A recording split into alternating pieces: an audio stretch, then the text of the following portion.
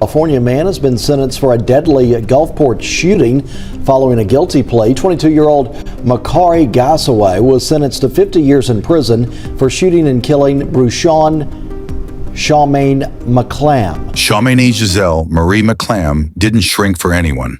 Friends described her as royalty, the kind of woman who walked into a room and owned it without saying a word.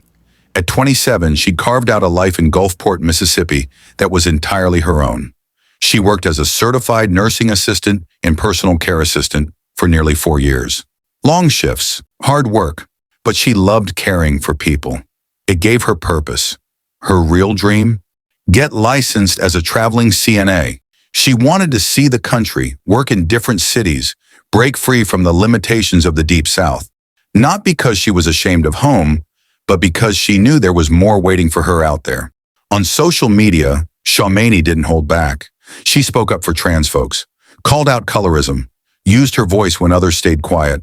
But here's what most people don't understand about her life in Mississippi. She had zero legal protections. The state didn't recognize gender identity and hate crime laws. Employers could fire her for being trans. Landlords could deny her housing, no safeguards, no safety net, and still she showed up every day as herself.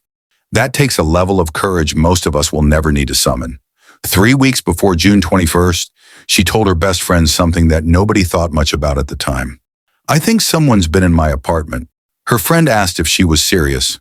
Shawmayne laughed it off, said she was probably being paranoid. Maybe she forgot to lock the door. Maybe it was nothing. It wasn't nothing. The person she sensed watching her, he wasn't some random stalker creeping outside her window. He was someone she'd invited in. Someone she was talking to online. Someone who seemed interested, kind, eager to meet. Have you ever ignored a gut feeling that later turned out to be right? What made you second-guess yourself? Drop your story in the comments. I'm reading them all. If you believe no one should ever have to silence their instincts just to feel safe, hit that subscribe button right now. And if you're still on the fence, comment below and tell me why. Maybe you think we sensationalize these stories. Maybe you need us to change something. Let's talk.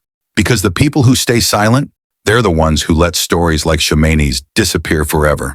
June 21st, 2022, just after midnight, Shawmayne had been talking to a guy named Makhari Gasaway. He was 20 years old, visiting from Los Angeles. They met on a dating app. The plan was low-key. Netflix, maybe some conversation, see where things went. Gasaway later told police he was anxious to connect. He liked her photos, thought she was attractive. So when she gave him the address, he showed up at Emerald Pines apartment complex ready to meet. The knock came around 11:50 p.m. Shawmayne answered. "Let him in." Her mother was in the back room. Her brother was there. Her sister Kanisha sat nearby. 2 kids were still awake, winding down before bed. At first, everything seemed normal. Then voices started rising, an argument, fast and heated, the kind where everyone else in the room goes silent, trying to figure out if they should step in or stay out of it. Gasaway's tone shifted, sharp, angry. Then he reached into his waistband and pulled out a gun. The first shot cracked through the apartment like thunder. Then another, and another. Shawmayne fell immediately. Multiple bullets. She didn't have time to react, didn't have time to run. She hit the floor and didn't move again. Kanisha tried to shield herself. 3 rounds tore through her body. She collapsed, bleeding, gasping for air. The children screamed. Shawmayne's mother froze in horror, unable to process what was happening in her own home. Gasaway turned and bolted out the door. No car, no getaway vehicle waiting outside. He jumped on a bicycle and pedaled into the night.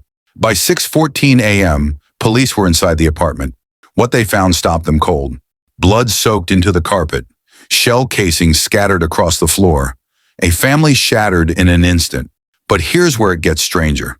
The shooter didn't drive away. He didn't run on foot. He escaped on a bicycle. And investigators were about to track every single inch of his route. If someone you trusted was the last person seen with a murdered loved one, would you defend them first or question them first? Be brutally honest. Comment below.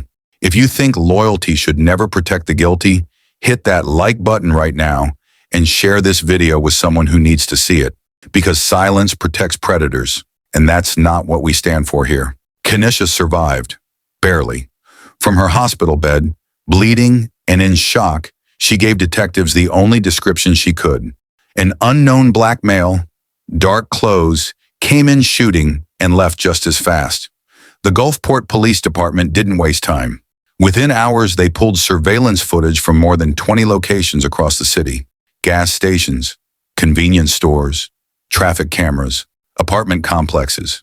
They were looking for one thing, the escape route. They found it. A man on a bicycle weaving through streets in the dead of night, headed toward another apartment complex on the other side of town. A Ring doorbell camera caught him clearly, time-stamped. No question it was the same guy. Detectives moved fast. They ran surveillance on the new location, got a search warrant, and went in. Inside the apartment, they found everything they needed. The bicycle, the gun, his ID, the exact dark clothes he wore that night. Makhari Gasaway. When they brought him in for questioning, he didn't deny it. He admitted he owned the gun, admitted he went to meet Shawmayne after connecting online, admitted he pulled the trigger. But then he said something that made the room go quiet. I shot her when I realized her gender identity. I felt catfished. That was his justification, his reason. He thought she deceived him, so he killed her. But here's the part that shows this wasn't just rage, it was calculated. After he killed her, Gasaway didn't just flee. He went home and deleted every single message between them, every text, every photo, every trace of their conversations, like she never existed. When detectives pulled phone records, they found one number that appeared 47 times in the week leading up to her death, a number she never saved in her contacts, a number she never mentioned to anyone. When they traced it, it led right back to him. He was charged with first-degree murder, aggravated assault, and tampering with evidence. Would you ever check your partner's phone if you had a real reason to suspect something? Or is trust more sacred than truth? Drop your take in the comments. Hit subscribe if you believe the truth matters more than comfortable lies. But if you're still hesitating, I want to hear from you. Comment below and tell me why you won't subscribe yet.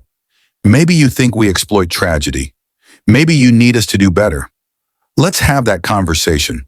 Because the people who refuse to engage, they're letting these stories die in silence. October 2024, more than 2 years after Shawmayne's murder. Makhari Gasaway stood in front of Circuit Court Judge Lisa Dodson and pled guilty to 3 charges: second-degree murder, aggravated assault, and tampering with evidence. The original charge was first-degree murder, so why the reduction? The plea deal ensured a conviction without giving Gasaway's defense team a chance to use what's known as a trans-panic defense in front of a jury. That's where a defendant claims the victim's gender identity provoked them into violence, hoping for sympathy or a lesser sentence. The prosecution wasn't going to risk it. Judge Dodson sentenced him to 50 years total, with 20 suspended. That's 30 years behind bars, day for day. No early release, no parole. 5 years of supervision after he gets out. But the most powerful moment didn't come from the sentence itself. It came from what Judge Dodson said directly to Gasaway. Why didn't you just walk out? I can't fathom why you would react so viscerally as to shoot somebody. No one did anything to you. The family will suffer forever, and you will have this long sentence. Let that settle for a second. No one did anything to him.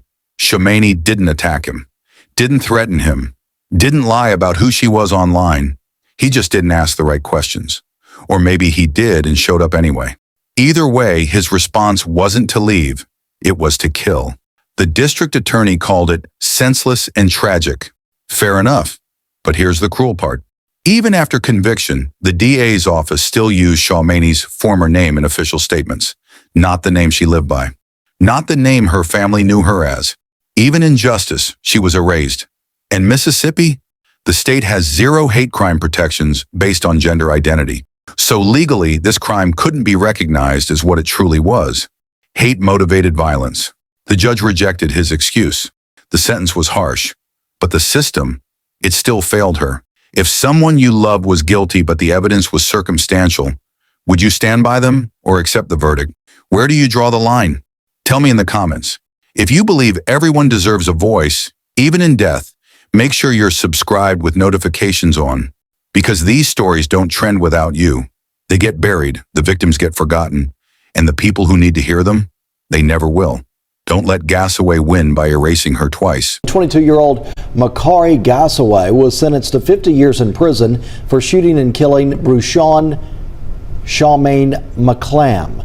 The investigation began in June 2022 when Gulfport police responded to a shooting at an apartment complex on 39th Avenue. The victim's sister was also injured in the shooting. Gasaway was also charged with tampering with evidence after admitting to deleting messages between him and the victim. Shawmayne McClam was the 18th known transgender person violently killed in 2022.